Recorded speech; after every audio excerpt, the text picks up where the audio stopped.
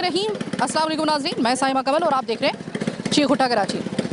मुहावरा आपने सुना होगा उर्दू का कि वक्त बहुत बड़ा मरहम है। कोई कितना बड़ा भी सदमा हो लेकिन वक्त जो होता है वो उसके ऊपर मरहम रख देता है। ये मुहावरा किसी जगह पे सही है और कुछ जगहों पर ख़ास तौर पे कराची में ये मुहावरा कारगर नहीं है। ये मैं आपको बताने के लिए आई हूँ। कोई भी इस तरह का शख्स या किसी का बेटा, किसी का बाप जो डकैती मुज़ाहमत पर कत्ल कर दिया जाता है या फिर किसी वजह से भी कत्ल कर दिया जाता है तो कुछ अरसे के बाद जो होता है वो वक्त उसके उनके घर वालों के ज़ख्मों पर मरहम रख देता है। गलत समझते हैं आप। 2 महीने पहले एक इमरान नामी 28 साला नौजवान जो कि बाबा सूट, दर्जी का काम, यानी कि वो जो बाबा सूट होते हैं ना बच्चों के सूट, वो बनाता था। कितने का कमा लेता होगा वो शख्स, कितना का महंगा उसके पास मोबाइल होता होगा, कितने के बटवे में उसके पैसे होते होंगे, आप खुद सोच लीजिए। उसको डकैती मुज़ाहमत पे इसी इलाके के अंदर उसको कत्ल कर दिया गया। इलाका में अब आपको क्या बताऊं, कराची का कोई इलाका महफूज ही नहीं रहा है तो मैं क्या इसको मेंशन करके करूं। बहरहाल मैं ये कि इस वक्त काली मार्केट से आगे ये सेक्टर 5 है, ये वहाँ पर मैं मौजूद हूँ और 2 महीने बाद मैं इस तरह से आई हूँ क्योंकि पहले तो हम जब जाते हैं अमूमन लोगों से बात करने के लिए, ऐसे किसी भी मौजू को जब हम लोग अपने प्रोग्राम का हिस्सा बनाते हैं तो चूँकि गम जो होता है बड़ा नया नया हुआ होता है, कोई 1-2 दिन पहले जो होता है वो वाक़या हुआ होता है तो ऐसा लगता है कि यार अभी तो ताज़ा गम है। आज मैं 2 महीने के बाद आई हूँ इस इमरान के केस को लेकर और मैं आपको सिर्फ ये दिखाने के लिए आई हूँ कि देख लीजिए अपनी आंखों से कि 2 महीने के बाद भी माँ बाप को, घर वालों को, उसकी बेवा को चैन नहीं आ सकता।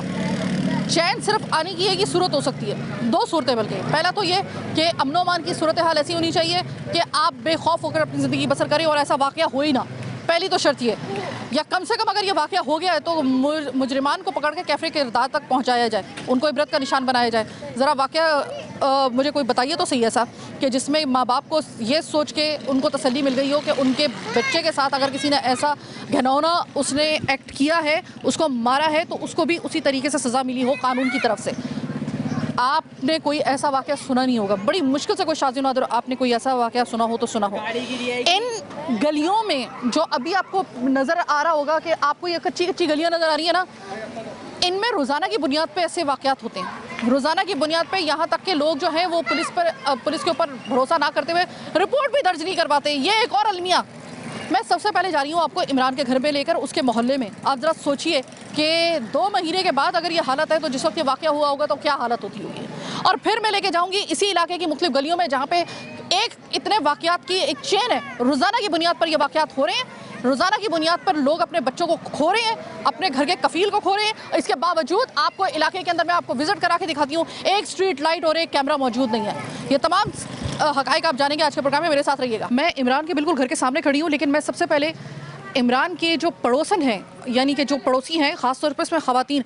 अब आप उस लड़के का खिलाक यहाँ से अंदाज़ा लगाएं कि उस 28 साल के उस लड़के के लिए ख़वातीन अमूमन अपने घरों में से बाहर नहीं निकलती, लेकिन ये ख़वातीन सिर्फ उसके बारे में बताने के लिए ख़ुद घरों से बाहर आई हैं। अस्सलाम वालेकुम आंटी, ये बिल्कुल आपके सामने इमरान का घर है और इमरान के साथ जब ये वाक़या हुआ है तो पहले तो मुझे ये बताइएगा ये ख़बर आप तक पहुँची कैसे और जब आपके पास ये ख़बर पहुँची रिएक्शन क्या था आपका? हमारे रिएक्शन बहुत बुरा हुआ था उस टाइम, क्योंकि हमारे बच्चे की तरह था, हमारा बच्चे की तरह था, उसे आना जाना घरों में उसका था।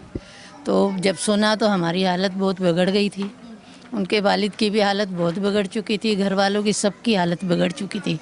अभी तो अचानक पता चला था, हमें कुछ पता नहीं था, हम अपने घरों में थे। तो अचानक ये आई थी मेरे पास, बोलने लगी जल्दी आई, तुझे नहीं पता इमरान का गोली लगी है? मैं कहा नहीं मुझे तो नहीं पता, मैं तो अपने घर में थी, मुझे कुछ पता नहीं है, मुझे कुछ पता नहीं है। हम सब अपने घरों में थे, हमें कुछ पता नहीं था। जब मैंने सलीम भाई को रोते हुए देखा और उतरते हुए देखा तो फिर मैंने देखा, मैंने कहा क्या हो गया? सलीम भाई कह रहा बेटे को गोली लग गई। फिर हम सब इसके पीछे पीछे भागे वहाँ तक, वहाँ से ला जा चुके थे अस्पताल, उसको लेके जा चुके थे। आपको सबसे पहले ये इत्तला मिली? इन्होंने कहा कि नहीं, हम मेरे शोहर खाना खा रहे थे और हम लोग बाहर निकले, मेरे शोहर वापसी आए, कहने लगे इमरान को गोली लग गई। तो मैंने बोला पता नहीं कौन सी इमरान को लगी है, तो मैंने बोला कौन सी इमरान को लगी? तो कहने लगे सामने सलीम भाई गई। यानी तक कि मेरे अंदर इतनी हिम्मत नहीं थी कि मैं खाने के बर्तन उठा के किचन तक ले आऊँ। मैंने खाने के बर्तन वहाँ से उठाए और मैं ऐसी अनाधुन भागी हूँ तो इधर रश था और उसको ले जा चुके थे। बहुत ही नेक, बहुत ही अच्छा बच्चे हैं इनके, 4 बेटे बहुत नेक हैं और वो तो समझे जिसने शहादत ली है वो तो इतना नेक था कि वो बहुत ज़्यादा इनके आपके अपने बच्चे हैं? हाँ मेरे बेटी दामाद है, मुल्तान में है मेरी बेटी। ठीक है। अब देखिए, जब होता है ना कोई ऐसा वाकया और अपने आंखों देखा कोई ऐसा शख्स हो या कोई लड़का हो, लड़की हो, कोई भी हो, जब उसके साथ ऐसा वो सुनते हैं ना तो एकदम आपका दिल सबसे पहले ये कहता है कि अल्लाह खैर करे, कभी मेरे बच्चे के साथ या मेरे उसके साथ ऐसा कोई खौफ आया आपके दिल में?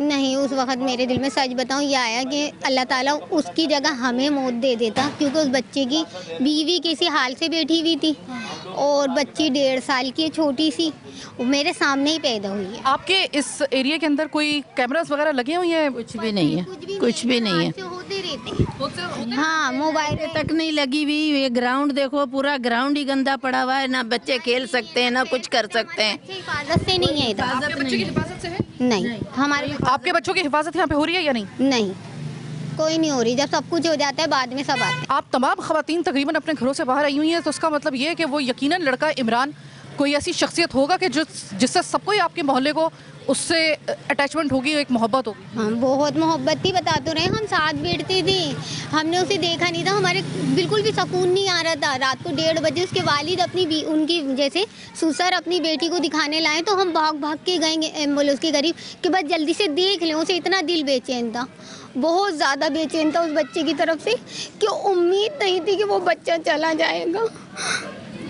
देखिए, आपका दिल यहीं से पता चल जाता है कि जब आपने ये खबर सुनी तो आपने कहा कि मैंने ये पहले मेरे दिमाग में आया कि वो काश के उसके बजाय मैं अगर चली जाती। यकीनन पे देखिए, ये आपका एक नरम दिली आपकी है, मैं इसको सराहती हूँ। लेकिन अभी आप मुझे ये बताइएगा कि इस वाक़े के बाद से आप क्या चाहती हैं कि इस इलाके में क्या लाइट भी नहीं है, कैमरास भी नहीं है, तो आप चाहती हैं कि तहफ़्फ़ुज़ दिया जाए इस एरिया को, क्योंकि हमारे अपने बच्चे हैं, हमारे बच्चे पढ़ रहे हैं, लिख रहे हैं। अच्छा, ये बात याद रखिएगा कि इस तरह के जो इलाके होते हैं ना जिसमें घर से घर मिला होता है या ऐसा कोई प्रोजेक्ट होता है, जिस तरह पुराने ज़मानों के वो जो पुराने वक्तों के वो जो फ्लैट्स होते हैं कि जो कि साथ से साथ मिले होते हैं, वहाँ पे आप ये मत समझिएगा कि वो मोहल्ले वाले होते हैं या आपके साथ रहने वाले, वो हमारे तरह नहीं होते कि एक घर से दूसरे घर का कोई कनेक्शन ही ना हो। ये एक ही फैमिली बन जाते हैं, इतने सालों तक रहते हुए एक ही फैमिली बन जाते हैं। और एक बच्चे का इस तरीके से जाना या एक बेटे का इस तरीके से जाना, आप समझ लें कि सफ़े मातम फिर सारे घरों में बिछती है। वालिद ये जो आ रहे हैं, ये वालिद हैं इमरान के। सबसे पहले तो मैं इमरान भाई के जो वालिद साहब हैं, मैं उनके पास आई हूँ और वही वाली बात कि एक बाप से मैं क्या सवाल पूछूं। सलीम सर, आपके बेटे इमरान के लिए अभी जब हम बात करते हैं ना तो अमूमन लोग कहते हैं कि भाई वक्त बहुत बड़ा मरहम होता है और वक्त जो होता है वो ज़ख़म भर देता है। आपको लगता है कि इमरान के मामले में, औलाद के मामले में ये मुहावरा काम आएगा या अभी तक ज़ख़म भरा है? अभी तक तो उन्होंने कुछ नहीं करा है ना। पहले भी मीडिया आई, सब आए चैनल, कुछ भी उन्होंने नहीं करा है। 2 महीने के बाद भी कोई ज़ख़म नहीं भरा आपका? कुछ भी नहीं भरा है। तो अब मैं क्या कह सकता हूँ, मैं चुप हो गया। मैंने हो सकता भाई मेरे बच्चे की ज़िंदगी थी, वो मर गया, अल्लाह की तरफ से उसका वक्त आ गया। अब आगे कोई इंसाफ हो जाए थोड़ा बहुत मेरे साथ। अच्छा, आप क्या डिमांड आपकी क्या है? इमरान चला गया, इमरान पहले तो बताइए कि इमरान काम क्या करता था? वो बच्चों के कपड़े सीते, बाबा सूट सीते थे। अच्छा, और आपका एक तरीके से कफील गया है, घर का सहारा गया आपका? कोई भी नहीं, मैं हूँ, वो बच्चे हैं, वो अपने घर बाहर के हैं, ऊपर ही रहते हैं, खाते पीते हैं। बस मेरे को तो मुख्तसर से पैसे दे देते हैं, वो बगैर बत्ती में जाते हैं। नहीं, अभी आपके साथ कौन कौन, आपकी जिम्मेदारी में कौन कौन है? बेटियां हैं या बहू है? ये 2 बेटियां हैं, एक मैं हूँ, एक बेटा है, 5 लोग हैं। सलीम साहब, मुझे ये बताइएगा कि पुलिस का इन 2 महीनों, 3 मतलब तकरीबन लगभग 2 महीने होने वाले हैं इस वाक़े को, 2 महीनों में पुलिस की कारकर्दगी, पुलिस का ताउन आपके साथ कैसा रहा है? बस वो कोई 15 दिन तक जब वो केस चला ना, कि आए मेरे पास आके तंग करना, बैठना उठना, ये करना वो करना, क्या फिर उसके अलावा फिर वो उन्होंने FIR जो वहाँ कटी हुई थी वो हमारे लड़के का वो लेगा NIC और वहाँ जहाँ भर के ख़त्म। इसके बाद से पुलिस जो है वो बिल्कुल उसका मामला, उसने तकरीबन फाइल को ठंडा कर दिया है इस केस के। हाँ, ये हो सकता है, यही हो। सलीम भाई, आप मुझे ये बताइएगा कि आपके इस पूरे इलाके के अंदर स्ट्रीट लाइट, कैमरास वगैरह में कुछ लगा हुआ है ऐसा? क्योंकि मैंने, जहाँ तक हमारी मालूमात है कि इस इलाके में अहले इलाका और आपके अहले मोहल्ला भी ये बता रहे हैं कि ये तकरीबन रोज़ का मामूल हाँ, आप इसे समझ लें। तकरीबन के तकरीबन बावजूद कोई स्ट्रीट लाइट नहीं। नहीं, कुछ भी नहीं है यहाँ, ना लाइट है ना, और बल्कि मेरे पे बिल भी चढ़ा तो आज अभी काट गए लाइट। यानी आप अपने घर की भी अगर लाइट जलाएं तो स्ट्रीट की तो आप छोड़ें, घर की भी अगर लाइट अगर अपनी हिफाजत के लिए जला रहे हैं तो उसका बिल भी आपको जीने नहीं दे रहा। नहीं, अभी मैं 15,320 रुपये का भर के आया हूँ एक बिल, ये वाला। और ये वाली कटी हुई है तो मैंने लगा कटी है तो कटी रहने दो, मैंने इससे जोड़ दी थी, मेरे बच्चे ने वो भी काट गया आज। सही भाई, इस वक्त इमरान के जाने के बाद सबसे बड़ी मुश्किल आपके लिए क्या आ रही है? अब तो ये आप बेहतर समझ सकती हैं, मुझे तो मुश्किल ही मुश्किल है। मेरे पास क्या कुछ भी नहीं है, वो मेरा एक सहारा था और उसकी बीवी है, जवान है, एक बच्चे की माँ है और क्या मतलब अगर एक फिर कुछ होने वाला है मामला। अभी एक बच्चा ऐसा आने वाला है जिसका बाप उसकी पैदाइश से पहले इस दुनिया में नहीं है। जी जी, पहले तेरा तो आइंदा जब भी आप किसी के बारे में ये कहा करें कि वक्त बहुत बड़ा मरहम है और अगर किसी की ऐसी मौत होती है तो एक वक्त आता है कि सब्र आ ही जाता है, आते आते आ जाता है। ये मुहावरे खुदा के लिए उस जगह पे अप्लाई मत करें कि जहाँ पर ये मुहावरा बम बन के गिरता है लोगों के ऊपर। अब अगर इस बाप को या इसकी माँ को या इसकी उस बेवा को कि जिसके इस वक्त विलादत मुतवक्के है कुछ दिन के बाद और वो बच्चा इस दुनिया में आने से पहले यतीम, तो ऐसी फैमिली को ऐसे लोगों को आप जब कहते हैं ना कि सब्र करो, वक्त बहुत बड़ा मरहम है, तो यकीन मानिए कि आप उनको सब्र की तलकीन नहीं कर रहे होते, आप उनको यकीन मानिए कि ये जो मुहावरा होता है या ये दिलासा होता है ये बहुत बुरे तरीके से लगता है कि आपको नहीं अंदाज़ा कि उस फैमिली के ऊपर उन लोगों के ऊपर क्या गुजर रही है, उन्होंने खोया क्या है। कभी आपको शायद इस चीज़ का अंदाज़ा उस वक्त होगा, खुदा ना खास्ता मेरे मुँह में खाक, या जिस वक्त खुद आपको उनकी जगह पर आकर उस फेस से गुजरना पड़े। यही बात याद रखिएगा। मैं जब इन प्रोग्राम्स को करती हूँ, आप यकीन कीजिए कि जब मैं ये स्टोरीज़ कवर करके जाती हूँ, आप मुझसे पूछा कीजिए कि कभी ऐसा होता है कि वो इतनी कोई भारी कोई स्टोरी होती है या किसी का मर्डर या किसी को डकैती मुज़ाहमत पे जिस वक्त कत्ल किया जाता है, और जब हम उसके घर वालों से बात करते हैं और उस वाक़े को हम विजुलाइज़ करते हैं अपने एक लाशऊर में, तो यकीन मानिए कि बाज़ दफ़ा नींद की गोली खाने की नौबत आ जाती है। नींद लाने के लिए नींद नहीं आ रही होती है आपको। ये मैं सिर्फ, और फिर सोचिए, मैं ये सोचती हूँ कि मैं तो ये सुन के आई हूँ, मैं तो सिर्फ ये कवर करके आई हूँ, जिस फैमिली को ये इस फेज से गुजरना पड़ा है, जो क़यामत उनको झेलनी पड़ी है, उनके ऊपर क्या गुजरती होगी। और ये क़यामत अनफॉर्चुनेटली किसी एक इमरान की या सलीम साहब के घर पे नहीं गुजरी, अनफॉर्चुनेटली कराची के हर दूसरे तीसरे घर के अंदर आपको ये क़यामत बर्पा होती हुई आए दिन आपको नज़र भी आएगी और सुनाई भी देगी। हम जाते हैं, हमसे पूछिए ये सिलसिला कब तक चलता रहेगा? आखिर कब तक एक दो टके के मोबाइल के पीछे, चंद टकों के पीछे हम लोग अपने बेटों से, हम अपने घर के कफीलों से हम हाथ धोते रहेंगे? ये सवाल पूछ रहे हैं। अस्सलाम वालेकुम सर, इमरान के लिए हम आए हैं, अब 2 महीने हो चले, कोई सब्र आया, कोई किसी किस्म की इमरान की उस जगह को कोई पुर कर पाया या अभी तक वैसे का वैसे ही ज़ख्म है? वैसे के वैसे ही, कोई भी नहीं पुर कर पाया, वैसे के हालात चल रहे हैं और हालात ख़राब हो रहे हैं। अच्छा जी। अच्छा, इमरान के इस बहिमाना कत्ल के बाद यहाँ पे कोई स्ट्रीट लाइट लगाने के किसी का कोई एहतमाम किया गया या फिर कोई स्ट्रीट कैमरास जो हैं उनको लगाने का उन्होंने कोई अंदिया दिया? नहीं, कोई कुछ नहीं हुआ, नहीं हुआ। आपकी पुलिस जो इस केस को देख भी रही थी, आपने भी वो मॉनिटर किया होगा, पुलिस का किरदार आपको लगता है कि कोई ऐसा मतलब सेटिस्फाइंग उसको आप मार्क्स देंगे उसको कि पुलिस का किरदार इस केस में जो आपने देखा है मुतमईन या नहीं? नहीं, हम लोग मुतमईन नहीं हैं। यानी आप सेटिस्फाई नहीं हैं? अच्छा, ठीक है, सही है। सर, आपके इलाके के अंदर मैं भी देख रही हूँ माशाल्लाह बहुत नौजवान यहाँ पे फिर भी रहे हैं, इमरान जितनी उम्र के लड़के भी फिर रहे हैं, इसके अलावा दूसरे बच्चे भी फिर रहे हैं। सर, आपको डर नहीं लगता कि अगर इमरान के साथ खुदा ना खास्ता ऐसा हो सकता है तो किसी के साथ भी ऐसा हो सकता है? सही कह रहे हैं। ठीक है जनाब, ये मैंने आपको अहले मोहल्ला से मैंने जिस तरीके से बात की है, जैसे कि मैंने आपको बताया कि इन मोहल्लों में एक घर पे गुजरने वाला जो सानेहा होता है वो तमाम घरों पे महसूस किया जाता है। ये एक दूसरे से कनेक्टेड होते हैं। घर की ख़वातीन से लेकर तमाम लोग जो हैं वो यकीन मानिए कि एक खौफ का शिकार हैं और खौफ का शिकार इनको होना भी चाहिए, क्योंकि एक इमरान के साथ ये वाक़या होता है और उसके अलावा तवातुर के साथ ऐसे वाक़यात रोज़ का मामूल है इन जगहों पर, इन सड़कों पर, इन गलियों के अंदर। और तुर्रा उस पर ये कि इन वाक़यात के बावजूद भी यहाँ पर ढूंढे से आपको कोई स्ट्रीट लाइट या आपको किसी किस्म का कोई कैमरा नहीं मिलेगा। अनफॉर्चुनेटली इससे बड़ा डिलेमा हमारे कराची के लिए और कोई नहीं हो सकता। छोटी सी एक ब्रेक का वक्त हुआ है, ब्रेक के बाद आप आपको इस हवाले से मज़ीद दिखाएंगे, मेरे साथ रहिएगा।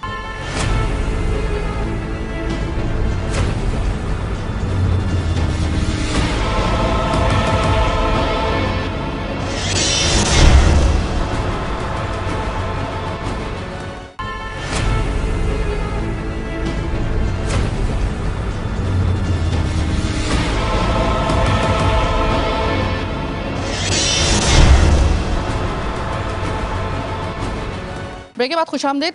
इस मुतालिका इलाके जिसमें इमरान का ये वाक़या होता है और आए दिन यहाँ पर ये वारदातें हो रही हैं, तो इस इलाके के जो चेयरमैन हैं जमात इस्लामी से उनका ताल्लुक़ है, अब्दुल गफ्फार चिश्ती साहब। चिश्ती साहब, सबसे पहले तो मुझे ये बताइएगा कि ज़ाहिरी आपके कंधों पे एक बहुत बड़ा आपके ऊपर बहुत बड़ी ज़िम्मेदारी है इस इलाके के अंदर रोज़ की बुनियाद पर ये वारदातें हो रही हैं। इमरान के घर के सामने इस वक्त खड़े हुए हैं। 2 महीने पहले इमरान का वाक़या होता है सर, लेकिन इस वाक़े के बाद तकरीबन 2 महीने गुजरे, कोई स्ट्रीट लाइट, कोई कैमरा नहीं है। सर ये क्या मामला चल रहा है? भाई ये कैमरा लाइट तो खैर नहीं लगा सके हम लोग कहीं पे भी, और ये मुज़ाफ़ती इलाका है एक तरह का। यहाँ मेरे ख्याल में हर गली में लगाएं तो बहुत सारा, लेकिन इसके बारे में ना तो हमारे को यूसी से चले आप कम से कम सर चले नहीं, कैमरा चले, सिर्फ आप मेन शहरा के ऊपर लगा दें, लेकिन कम से कम स्ट्रीट लाइट तो सर ये तो आपका है ना, डोमेन आपका है। लगा रहे हैं, बहुत बड़ी हद तक बताया कि हमने 100 लाइटें मिली थी मेरे को, काफ़ी अर्सा हो गया, लेकिन उसके बाद मेरे को मिली नहीं ना अदनान रज़ी को मेरा। अब मैंने सुना पहले सेवरेज का काम मुकम्मल करके फिर स्ट्रीट लाइटों की तरफ आऊँगा, स्ट्रीट लाइट लगवाऊंगा, उसके बाद फिर ये प्योर ब्लॉक की तरफ आऊँगा। अच्छा सर देखें, अगर ये यहाँ पर सिर्फ इमरान का वाक़या हुआ होता ना तो हम ये समझ भी जाते, लेकिन अभी तो फर्स्ट प्रायोरिटी में तो ये लाइट्स है ना, सीवरेज का मसला बाद में आएगा। पहले तो प्रायोरिटी आपकी जो है तरजीहाती, जो आपकी तरजीहात में तयन किया जाता है ना, वो ये देखा जाता है कि वक्त तकाजा किस चीज़ का कर रहा है। इस वक्त तकाजा जो है वो सबसे पहले तो लाइट का कर रहा है। हाँ बिल्कुल लाइट का कर रहा है, लेकिन मैडम हमारे पास इतना बजट नहीं था, हमारे पास 5 लाख मिलता था। मतलब आप मान गए इस चीज़ को कि अभी भी वही वाला रोना है कि मतलब आप लोगों के जो बुलंदोबांग दावे थे, आप लोगों का जब इलेक्शन कंटेस्ट कर रहे थे, आपकी क़यादत से बात हो रही थी, आपकी क़यादत ये कह रही थी कि अगर ऐसा होगा तो हमें पता है कि किस तरीके से काम करना है। मतलब वो सिर्फ और सिर्फ एक इलेक्शन कैंपेन थी, उसके अलावा कुछ नहीं। लाइट हाँ बस तकरीबन ये सही कह रहे हैं आप, क्योंकि बताया कि टाउन से हमारे कुछ मिल ही नहीं रहा, बजट मिला जो 5 उसमें से हम निपटे हैं। अभी 12 लाख मिला, काम बढ़ा रहे हैं हम। अब इंशाल्लाह लाइटें अगर 2-3 महीने के अंदर आप देखोगे कि इंशाल्लाह लाइटों के मसला आपका हल हो जाएगा। 2-3 महीनों के अंदर पत्नी कितने जनाजे उठ जाएंगे जब रोजाना की प्रैक्टिस चल रही है यहाँ पर लूटा मारी की। तो अपनी चादर देख के चलेंगे ना, जितनी मेरे पास गुंजाइश आएगी, चादर होगी, उसी हिसाब से मैं चलूँगा। वो बात माना कि मसाइल बेताशा है यहाँ पे, एक नहीं मसाइल।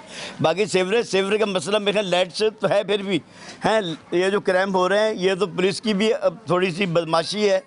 पुलिस हम जाते हैं लोगों के पास, ताउन करती भी है, नहीं भी करती। ये क्राइम हो रहे थे बहुत ही ज़्यादा 5G में हो रहे थे यूसुफ साथ में, तो दरखास्तें देने के बाद SHO को बदली कराया। अच्छा, अब SHO चला गया, अब दूसरा आया, देखो ये क्या रंग खिलाता है।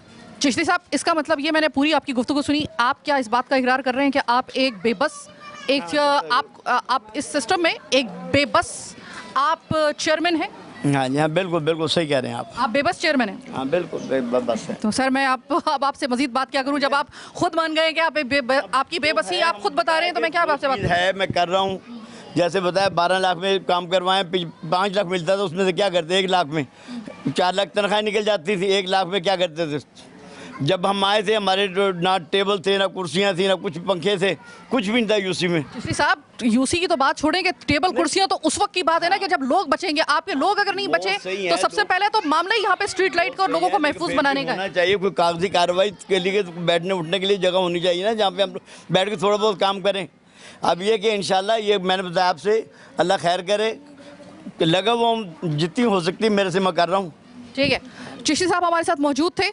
चिश्ती साहब बबांगे दोहल अपने आप को डिक्लेयर कर चुके हैं कि भाई मैं तो इस सिस्टम के अंदर बिल्कुल एक बेबस चेयरमैन हूँ।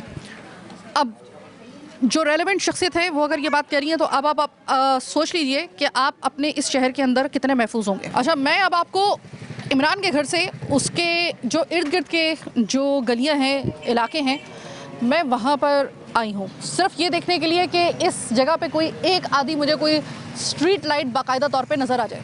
इंतज़ामिया की तरफ से नज़र नहीं आ रही। और ये वो इलाके हैं, मैं थोड़ा सा आपको बता दूं, जो इन इलाकों से ना आशना है कुछ लोग, उनको मैं ख़ास तौर पे बता दूं कि ये वो छोटे छोटे इलाकों की वो छोटी छोटी वो गलियां हैं जहां पर लोगों ने अपने रोज़गार के लिए अपनी छोटी छोटी अपने घरों के नीचे दुकानें बनाई होती हैं, इवन के ख़वातीन ने भी। ये कुछ इस तरह के इलाके जो होते हैं ना, वहाँ पे इस तरह की वारदातें इतनी ज़्यादा होती हैं क्योंकि यहाँ पर छीनने वाले को एस्केप बहुत आसानी से मिल जाता है। ये एस्केप करने में अपने आप को, यानी कि अपने आप को बचा के लेके जाने से, यहाँ से लेके जाने में उनको बहुत आसानी होती है। इसलिए इन इलाकों के अंदर तो आप सोच नहीं सकते कि रोज़ाना की बुनियाद पर ये कितनी वारदातें होती हैं। एक खातून मेरे साथ मौजूद है और अगर मैं गलती पे नहीं हूँ तो शायद मैंने थोड़ी सी दूर आपकी एक दुकान भी देखी, आपने खुद अपनी दुकान या शायद अपना कोई चिप्स का कोई अपना लगाया हुआ है, ऐसे? ठीक है, मुझे मैडम आप ये बताइएगा कि इस इलाके में मैंने सुना है कि वारदातें सुबह से शुरू हो जाती हैं। सुबह 6 बजे से ऐसे खड़े हो जाते हैं आके, जैसे इनकी ड्यूटी है यहाँ पर। निकल नहीं सकता कोई भी, कोई मंडी नहीं जा सकता, सब्जी मंडी का ये इलाका है, क्रोशियों का जा नहीं सकते। जो कोई खाली हाथ जाते नहीं, उनको लूट लेते। अच्छा, ये सुबह के वक्त तो ऐसा होता है ना कि लोगों ने, आप कह रही हैं कि सिर्फ ये नहीं है कि आप लोग ड्यूटी पे जाते हैं, ऐसा लगता है कि सुबह बाकायदगी के साथ वो डकैत भी और ये स्नैचर्स भी ऐसे आ जाते हैं जैसे कि वो अपनी ड्यूटी पर हैं। जी जी, रोजाना का है ये। तो लाइट तो है नहीं यहाँ पे। ठीक है, अच्छा ये बताइए यहाँ पे आ रहे हैं और ले जा रहे हैं, क्या गरीबों के पास खाने को तो है नहीं, इन्हें लूटने के लिए कहाँ से दें बताओ? डकैत रोजाना आते हैं? हाँ, रोज आते हैं, रोज फायर करके जाते हैं। कोई पूछने वाला है?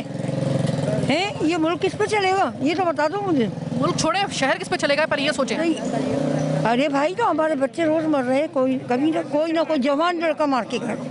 इमरान की बात कर रही हैं आप? जी, तो वो किसी का बेटा नहीं था, वो किसी का उसी के घर से आ रही हूँ। उसके छोटे छोटे बच्चे हैं, एक बच्चा है उसकी गोद में। एक बच्चा तो भी आने वाला है, अभी दुनिया में आया ही नहीं है, उन्हें बाप को देखा ही नहीं, तो ये किसकी जान पे आज़ाब है? कौन है इसका पूछने वाला? आपके अपने बच्चे? हाँ, मेरे अपने बच्चे माशाल्लाह, 3 बेटे 4 बेटियाँ। वो जब इमरान का वाक़या हुआ और इस तरीके से यहाँ पे डकैतियों की वारदातें हो रही हैं, आपको कभी खौफ महसूस होता है? मेरा बच्चा भी तो बाहर जाता है। इतना खौफ होता है कि मैं तो खुद स्टाफ तक छोड़ने जाती हूँ। जवान बच्चों को अभी तक खुद छोड़ने जाती हूँ मैं। आपने कभी ये नहीं सोचा कि अगर कोई डकैत आएगा तो वो एक औरत उसका क्या बिगाड़ लेगी? भाई एक माँ है ना, माँ का दिल नहीं मान सकता, माँ जाती है। मैं माँ का दिल तो नहीं मानता, मैं तो खुद जाती हूँ। क्या करें, कोई पूछने वाला ही नहीं है, कोई देखने वाला ही नहीं है, क्या करें, किससे पूछे, किससे बोले? मैंने ये सुना है कि जिस वक्त हम यहाँ पे खड़े हुए हैं ना, जिस वक्त आपसे बात कर रहे हैं जी, तो उस रात को भी जिस वक्त हम बात कर रहे हैं, कोई फायर यहाँ पे करके गया था डकैती के दौरान में। बिल्कुल करके गए होता। आप लोग इतने आराम से बात कर रहे हैं जैसे कि ये रोज का मामूल है। ये रोज का मामूल है बेटा। आदी हो गए? आदी हो गए चीज के, आदी हो चुके हैं। किसको कहने जाए, कौन सुनेगा? कोई सुनने वाला बेटा है? तो वो एक डिपार्टमेंट है पुलिस नाम का, तो पुलिस से कोई उम्मीद है आपको? नहीं, इसके बारे में मैं कुछ नहीं कह सकती। वो सबको मालूम है। यानी कि यहाँ पे आप ये कहना चाहेंगे कि नो कमेंट्स? ठीक है, मैं यहाँ के बाकी नौजवानों से भी ज़रा बात करूँ। भाई, आपने मुझे कहा कि यहाँ पे एक फायर हुआ, यहाँ पे रात हुआ तकरीबन वो खंबे के पास है ना, कोई बाइक पे आए और 3-4 फायर मार के निकल गए, पता नहीं कौन थे कौन नहीं थे। रात को 2:30 बजे का टाइम था, ये 2:30-3 बजे का टाइम था। ये 2 लड़के थे और उन्होंने फायर मारे और निकल गए, और उनके पीछे हमारे जवान भी पीछे लगे थे। 15 मिनट बाद हमारे जवान उनके पीछे का, लेकिन आगे क्या हुआ क्या नहीं हुआ ये नहीं पता। भाई आप मुझे ये बताएं कि एक ऐसा इलाका जहाँ पे आप अपनी फैमिली के साथ रह रहे हो, उस वक्त रात के 2:30 बजे भी आपको अमान हासिल नहीं है, कोई भी जिसका भी दिल चाहता है वो यहाँ पर कानून को हाथ में लेकर फायर करके चला जाता है, डकैती करके चला जाता है। आपको यहाँ पर ज़िंदगी गुजारना आपके लिए कितना बड़ा चैलेंज है? देखें, असले के आगे कौन बोलेगा, जाहिर बताएं। हर इंसान ये सोचता है कि भाई अपने घर में जाए, अपनी जान बचाएं, गोली की आँख कोई होती है, और वो तो अपनी जान बचा के बस वो निकलने वाली करते हैं, अंधाधुंध फायरिंग कर देते हैं वो तो। अच्छा, फायर करते वक्त वो सोचते हैं कि किसी बच्चे को लग जाएगा, किसी मर्द को लग जाएगा, किसी बच्चे को? अभी इमरान का वाकया हुआ है ना, अंधे होते हैं बिल्कुल, उनको किसी चीज़ का खौफ डर नहीं होता, वो तो भागने वाली करते हैं, नशे की हालत में होते हैं, बस उन्होंने लूटा मारी करी और भाग गए। अच्छा, कुछ अंदाज़ा आपको होता है कि वो उनकी ज़ुबान से, अगर मुंह उन्होंने ढापा भी हुआ है तो ज़ुबान से पता चलता है कि किस कौम से ताल्लुक़ रखते हैं? ये ज़्यादातर जो ये होड़ आते हैं, होड़ वगैरह बशीर चौक की तरफ से आते हैं, वहीं जिनको खाना बदोश कहते हैं, वो उस टाइप की ज़ुबान होती है उनकी। जी हाँ, जी हाँ, उर्दू स्पीकिंग बरोई टाइप के नहीं, अफगानी टाइप के। कराची के नहीं होते, उर्दू स्पीकिंग बहुत कम होते हैं, उर्दू स्पीकिंग नहीं है। उर्दू स्पीकिंग नहीं होते, बल्कि ये गैर मकामी होते हैं। हाँ, वो नहीं होता, अफगानी टाइप के ऐसे। अगेन गैर मकामी। अस्सलाम वालेकुम भाई। भाई मुझे एक बात बताइए, मैंने यहाँ पे ये सुना है कि एक तो इमरान के तो हम लोग घर से होके आ गए, लेकिन भाई मुझे तो यहाँ पे ये पता चल रहा है कि सुबह जिस तरह हम लोग उठ के अपनी ड्यूटी पे जाते हैं ना, अपने चैनल पे, अपनी नौकरियों पर, ऐसा लगता है कि डकैत भी सुबह अपनी ड्यूटी पे यहाँ पे आ जाते हैं फ़ौरन, ऐसा है? असल में सबसे ज़्यादा जो वारदातों की टाइमिंग है ना, जो हमने नोट की है, अक्सर जो है ना हमने सुना है कि सुबह का जो टाइम है वो ज़्यादा जो है ना इनके लिए बहुत सपोर्टेबल टाइम है। अच्छा, सुबह में जो है ना लोग अपने कारोबारी लोग हैं, ये न्यू कराची सेक्टर 5G है, यहाँ पर जो है मेहनत कश लोग ज़्यादा रहते हैं। सुबह कोई मंडी जा रहा है अपने, मैं अक्सर बच्चों को स्कूल छोड़ने जाता हूँ, 2 मरतबा मेरे मोबाइल स्नैच हो चुके हैं मेरे घर के दरवाजे पर। आपसे जिसने स्नैचिंग की तो थोड़ा सा आपको अंदाजा हुआ कि वो आपके इलाके के थे या फिर किसी बाहर से इलाके से? नहीं, ये इंटरव्यू तो मैंने उसका नहीं लिया, वो तो आप ही ले रही हैं। नहीं, मुझे ये बताइएगा, जुबान जिस तरीके से होता है ना, तो उस पता चल जाता है कि ये किस कौम से ताल्लुक रखता है। आया ये अफगानी है, आया ये कराची का उर्दू बोलने वाला है, या फिर के वो ज़ाहिर बात तो आपसे करेगा ना, तो उससे थोड़ा सा अंदाजा हुआ। लैंग्वेज जो उनकी होती है ना, पठानी अफगानी टाइप की, ये चीज़ मैं आपसे मालूम करें। स्टार्ट से ही जो ना उनका जो स्टार्ट होता है वो गाली से। आप स्टार्ट में आपको प्रेशराइज ही वो गाली देके करते हैं ताकि आप कुछ भी ना कर सकें। अच्छा, मोबाइल भी आपका गया, फिर बच्चों की वो होती है कि अल्लाह ना करिए फायरिंग ना कर दें। फायरिंग करना तो इनका एक मामूल बन गया, पहले गोली मारते हैं, बाद में मोबाइल ये अक्सर मांगते हैं ना। मैं यहाँ पे आपको याद दिला दूँ कि अफगानियों के हवाले से 1 साल पहले किया गया ऑपरेशन के भाई उनको वापस भेजा जाएगा उनके मुल्कों में, वो कहाँ तक पहुँचा भाई? इस तरह के एलामी वगैरह जारी हुए कि बहुत सारी जगहों पर मुकाबले के दौरान में ऐसे क्रिमिनल्स को पकड़ा गया है ज़ख्मी हालत में। मुझे कोई ये बताएगा कि वो जो ज़ख्मी हालत में पकड़े जाते हैं उसके 3 महीने बाद वो क्या जेल में ही रहते हैं या बाहर आ जाते हैं? क्योंकि वो तो जाते ही नहीं है ना मैडम, वो कहाँ पकड़े जाते हैं। हमारी जो पुलिस है ना वो अपना काम नहीं कर रही। पुलिस के ना काम करने की वजह से तो हो रहा है, गैर मकामी लोग आ रहे हैं यहाँ पे वारदातें कर रहे हैं, हमारे को गोलियां भी मार रहे हैं, हमारे मोबाइल भी छीन रहे हैं, डकैतियां भी डाल रहे हैं, सारे काम कर रहे हैं। पुलिस की पेट्रोलिंग सेक्टर 5G में तो मुझे तो नज़र नहीं आती कि यहाँ पर किसी किस्म की कोई पेट्रोलिंग होती है पुलिस की। पता कितनी मरतबा एप्लीकेशन दे दी थाने में, 15 पे हमने इत्तला दे दी कि भाई यहाँ पर आके देखो, यहाँ पे इंसान रहते हैं, यहाँ पे तो इंसान की ज़िंदगी एक गोली से भी कम रेट के ऊपर है। मतलब उनका तो गोली मारना और आगे निकलना। ये यहाँ पे पठानों के या अफगानियों के, इनके हमारे को सुपुर्द कर दिया इन्होंने। किसी किस्म का कोई पुरसाने हाल नहीं है, कुछ भी नहीं है। पेट्रोलिंग तो यहाँ पे होती नहीं है पुलिस की। पुलिस तो फिर अपने दूसरे कामों से आती है जो पुलिस के काम है। सही है, पुलिस फिर अपने काम से आएगी तो आएगी, वरना यहाँ पे उसमें पुलिस का किरदार मायूस कुन। बिल्कुल ऐसा ही है, मुतमईन। पुलिस के किरदार से मुतमईन हो? बिल्कुल भी नहीं है। यहाँ पे सिर्फ पुलिस वाले अपनी चीज़ों के लिए आते हैं, अपने काम के लिए आते हैं। ये क्राइम रोकने के लिए बिल्कुल भी नहीं आते यहाँ पे। क्राइम रोकने के लिए बिल्कुल भी नहीं होता है। अपने आप को कितना महफूज तस्वुर कर रहे हो अपने इन इलाकों में? बिल्कुल भी महफूज नहीं है हम लोग, बिल्कुल भी महफूज नहीं है। सही बोला भाई ने, अभी हमारी जान की कीमत जो है गोली से भी कम कीमत चल रही है हमारी। इस बात को मैं टो करूंगी कि अभी कुछ दिन पहले, ब्रेक का वक्त होने वाला है, बड़ी भारी बात करने के लिए जा रही हूँ आपसे। कुछ दिन पहले इसी तरह के एक प्रोग्राम करते वक्त मेरी एक बुजुर्ग से मुलाकात हुई। उन्होंने एक ऐसी बात की कि यकीन करें कि मेरे रोंगटे खड़े हो गए ये बात सुन के। उन्होंने कहा कि बेटा, इस वक्त जो है ना बड़े जानवर का गोश्त, यानी कि एक बीफ का जो गोश्त है वो फ़ी किलो 1600 रुपये बिक रहा है, फ़ी किलो 1600 रुपये। लेकिन हम वो बदकिस्मत कराची वाले हैं कि हमारे यहाँ पर एक पूरे 6 फुट के 5.5 फुट के जीते जाते इंसान की कुल कीमत जो है वो 130 रुपये, यानी वो गोली जो उसको मारी जाती है 130 रुपये की, हमारी पूरे एक इंसान की कीमत वो है। हम तो बेटा यहाँ पर उस जानवर से भी बदतर हो गए कि जिसका गोश्त जो है वो हमसे ज़्यादा महंगा है, यानी कि 1600 रुपये फ़ी किलो के हिसाब से मिल रहा है, और यहाँ पर 130 रुपये में पूरा बंदा जो है वो मार दिया जाता है। सिर्फ 130 रुपये की, 120 रुपये की उस गोली की कीमत होती है यहाँ पर। यही बात ये शख्स कर रहा है, ये कराची का बेटा ये बात कर रहा है कि हमारी तो ज़िंदगी की कीमत अब सिर्फ वो 130 रुपये की वो बंदूक की और पिस्टल की वो गोली रह गई है। ये कितनी एक चौंका देने वाली बात है, लेकिन हकीकत पे मबनी बात है। छोटी सी एक ब्रेक लेने के लिए जा रही हूँ। मैं ज़रा आपको बता दूं कि ये कमर्शियल एरिया नहीं है, ये मुकम्मल तौर पे आप इसको रेजिडेंशियल एरिया आप इसको गर्दानेंगे। और ये रेजिडेंशियल एरिया में मैं खड़े होकर मैं आपको से ये बात कर रही हूँ, तो ये सोच लीजिए कि जो वो इलाके जिसमें वो रेजिडेंशियल और कमर्शियल एरिया वो होगा, वहाँ पे क्या हालत होगी। ये तो मैं आपको गलियों में लेके आई हूँ रेजिडेंशियल एरिया के। छोटी सी एक ब्रेक का वक्त हुआ है, ब्रेक के बाद वापस आएंगे। इसी इलाके की किसी मुख्तलिफ हम लोग गलियों में जाकर मजीद हालात मालूम करेंगे कि वो अपने आप को महफूज इस वक्त समझ रहे हैं या नहीं।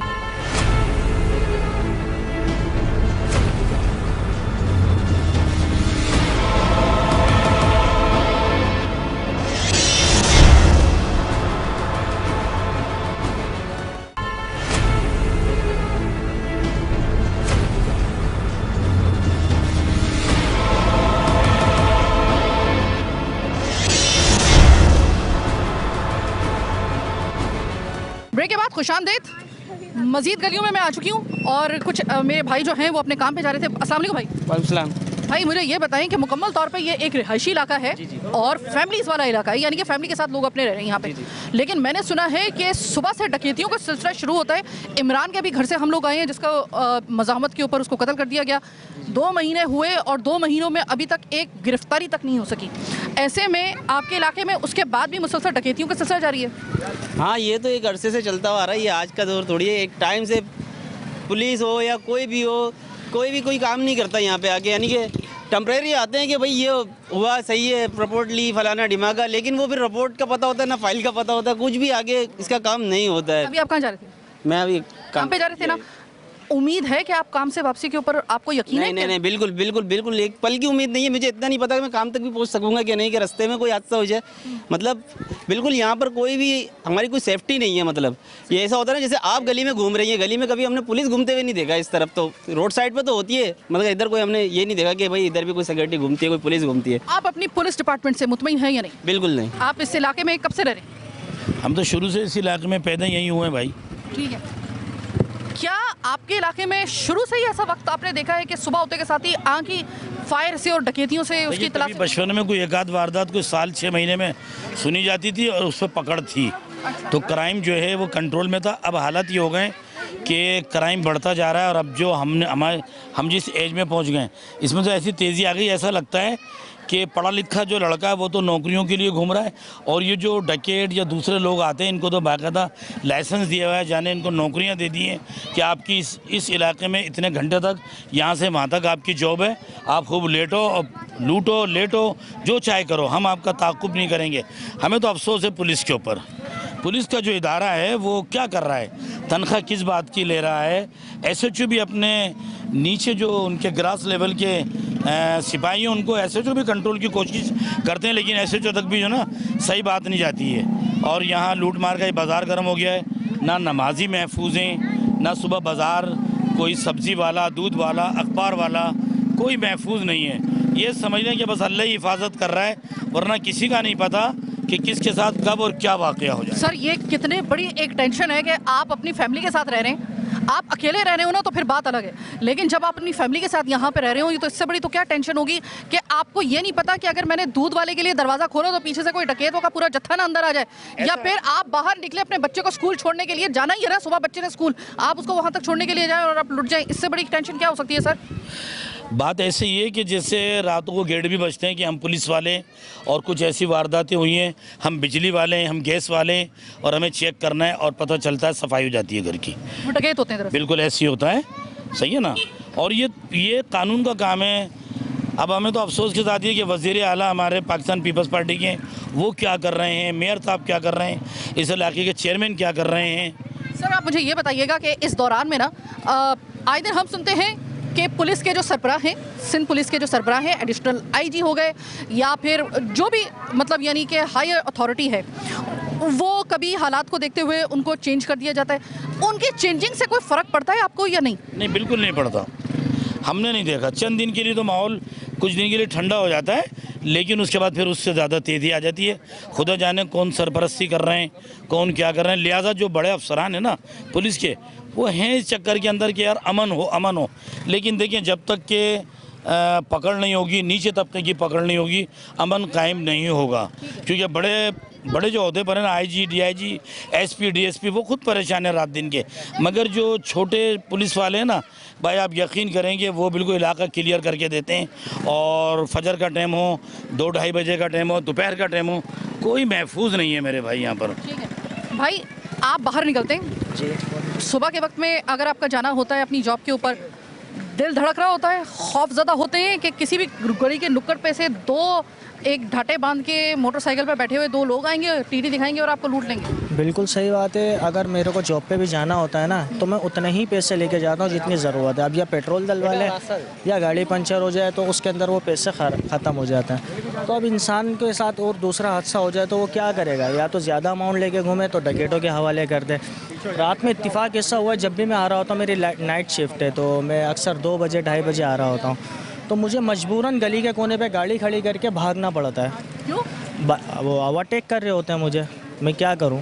पीछे से ओवरटेक कर आ रहे होते हैं, मैं फटाफट यहाँ गाड़ी खड़ी करके आगे पीछे हो जाता हूँ, कहीं ना कहीं छुप जाता हूँ। तो आप अपने ही घर के अपनी गलियों में आप डकैतों से छुप रहे होते हैं? ये आंख मचोली रोजाना का मामूल है? ये हफ्ते में 2-3 दिन का मामूल है।